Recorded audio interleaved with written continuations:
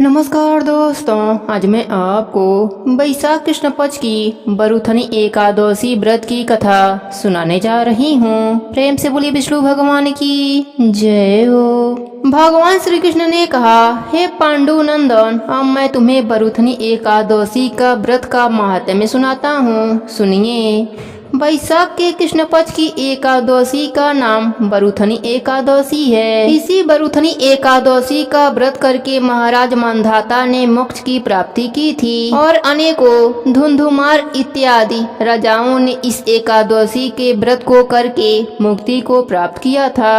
अनेक प्रकार की तपस्याएं हजारों लाखों वर्ष करने पर भी वह फल प्राप्त नहीं होता जो इस बैसाख कृष्ण पक्ष की एकादशी व्रत से प्राप्त हो जाता है। अतएव इस एकादशी का व्रत प्राणी मात्र को करना चाहिए। श्री ग्रहण में कुरुक्षेत्र में विधिवत स्नान पूजन कर 100 बार सुवर्ण दान करने का जो फल होता है वह फल केवल बैसाख कृष्ण पक्ष की बरूथनी एकादशी का व्रत करने से होता है। श्रद्धा और भक्ति के साथ इस बरूथनी एकादशी का व्रत करने वाले के समस्त मनोरथ पूर्ण हो जाते हैं और वह इस लोक में रहकर सुख और ऐश्वर्य का भोग करता है और अंत काल में स्वर्ग सुख को पाता है। गजदान महान पुण्य को देने वाला और पाप एवं संताप का नाश करने वाला है। अश्वदान भी पुण्यप्रद है, मगर गजदान के समान नहीं, पर भूमि दान का पुण्य अत्यधिक महान है।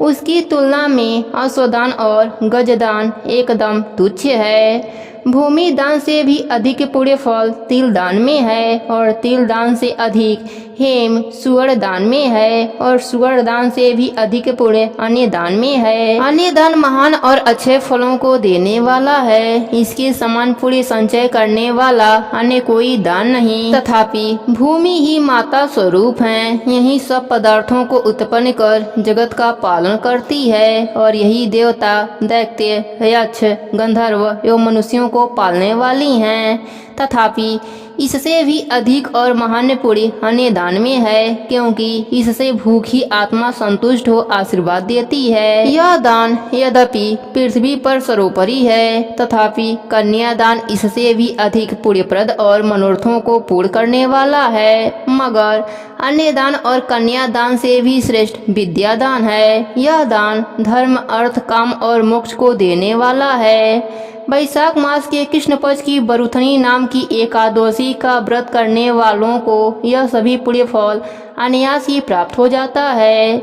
शास्त्रों ने बताया है कि जो दुष्ट मंद बुद्धि मनुष्य कन्या बेचकर धन प्राप्त करते हैं वह महान पापी होते हैं। वह अनेक जन्म जन्मांतरों तक नरक में वास कर अंत में बिडाल योनि में जन्म पाते हैं। इसके विपरीत जो कोई कन्या को वस्त्र एवं अलंकारों से संयुक्त कर श्रद्धा पूर्वक दान देते हैं उनके पुण्य फल का वर्णन शेष शारदा और भगवान शंकर भी नहीं कर सकते। व्रत करने वालों को दशमी के दिन सायं काल के ही समय एकादशी व्रत करने का संकल्प कर लेना चाहिए। संकल्प करने के पश्चात कांसे के पात्र में भोजन नहीं करना चाहिए। मांस मसूर कोदो सावा साग मदिरा दूसरे का जूठा अथवा बारंबार भोजन नहीं करना चाहिए। साथ ही साथ मन को एकाग्र कर शांति पूर्वक रखना चाहिए। एकादशी के दिन प्रातः काल नित्य कर्मों से निवृत्त हो स्नान कर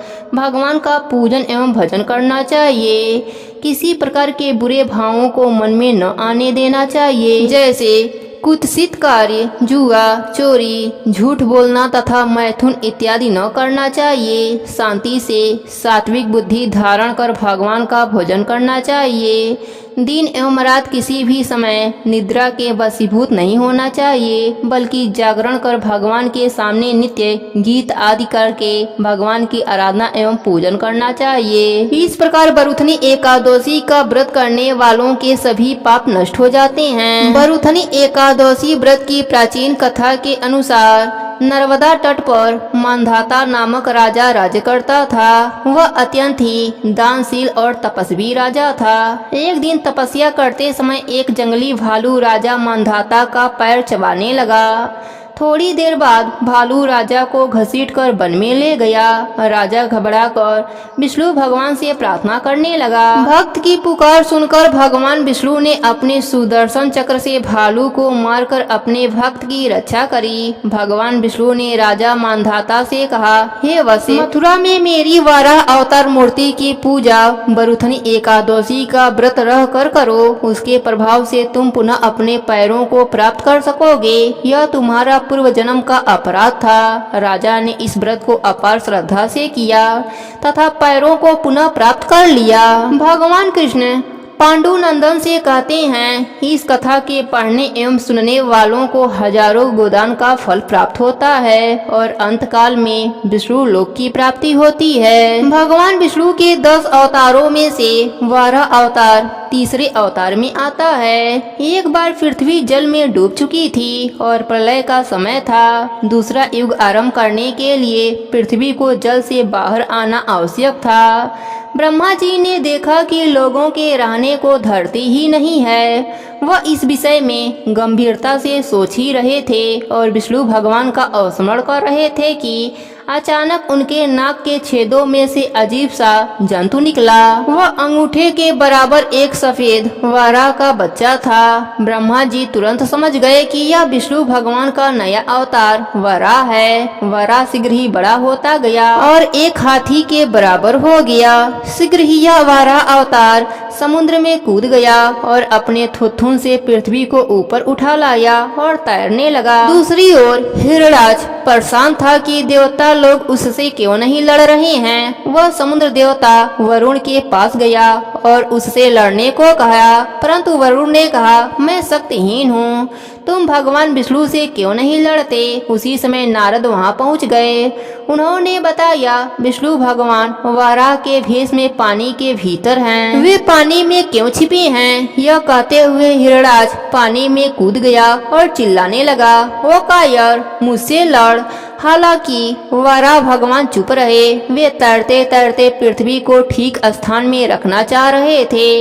एक बार अपना काम पूरा करके वे हिरणाक्ष की ओर लड़ने को मुड़े। हिरणाक्ष एक विशाल गदा लेकर वाराह भगवान को मारने दौड़ा। भगवान ने वह गदा उसके हाथ से छीन ली और अपने एक पैर से उस राक्षस को इतने जोरों से मारा कि उसकी मृत्यु हो गई। एक बार फिर बुराई का अंत हो गया और वाराह अवतार भी समाप्त हो गया। प्रेम से बोलिए विष्णु भगवान की जय हो।